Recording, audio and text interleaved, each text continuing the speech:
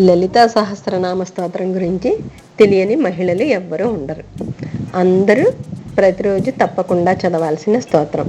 ఇది ఎంతో శక్తివంతమైనది. దీని గురించి ఎంత చెప్పినా తక్కువే.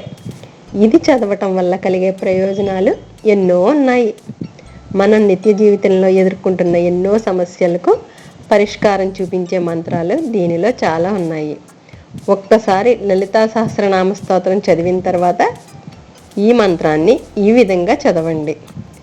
మంచి ప్రయోజనాలు పొంది సుఖంగా సంతోషంగా ఉండండి.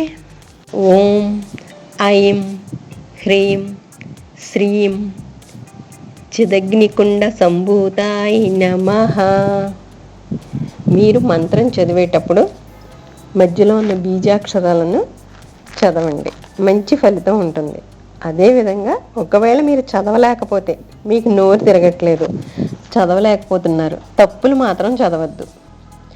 అందుకని ఓం చిదగ్నికుండ సంభూతాయ నమః అని కూడా చదువుకోవచ్చు.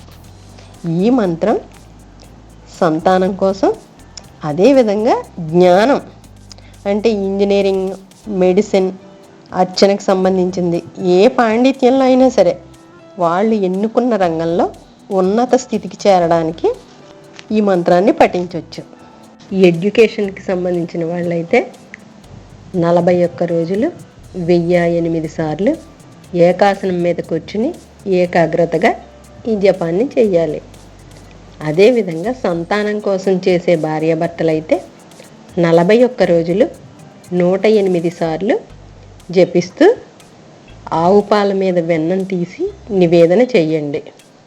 లేదా ఆవు పాలైనా నివేదన చెయ్యొచ్చు.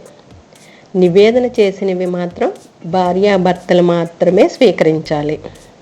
మీరు మీ మంత్ర జపాన్ని, నివేదన, పూజా పునస్కారాలు పూర్తి చేసుకున్న తర్వాత మీ కుటుంబ బాధ్యతలు నిర్వర్తిస్తూ మీ విధులకు ఎటువంటి అంతరాయం కలగకుండా మీరు ఈ మంత్రాన్ని ఎన్నిసార్లైనా మనసులో జపించుకోవచ్చు. మీ సమస్య అంత త్వరగా తీరి పరిష్కారం లభిస్తుంది. అంటే మేము 108 సార్లే అని చెప్పాము, లేకపోతే 1008 సార్లు అని చెప్పారు, ఇంకా అన్ని సార్లే జపించాలి, ఇంకెక్కువ జపించకూడదు అని అయితే ఎలాంటి రూలు లేదు. మీరు భక్తి శ్రద్ధలతో చెయ్యగలిగినంత సార్లు మీ మంత్ర జపాన్ని చేసుకోవచ్చు. మీ సమస్యలు పరిష్కరించుకోవచ్చు.